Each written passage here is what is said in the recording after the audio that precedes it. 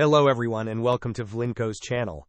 In today's video, I will show you how to fix the issue where Windows could not automatically detect proxy settings in Windows 11. And now, let's get started.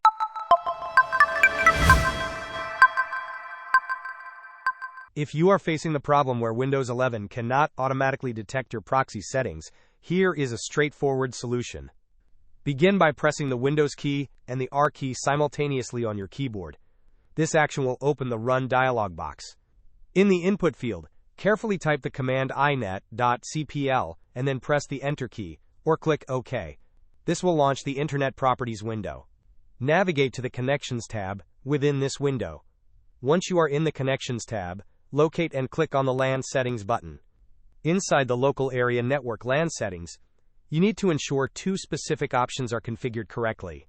First, make sure that the checkbox for Automatically Detect Settings is marked.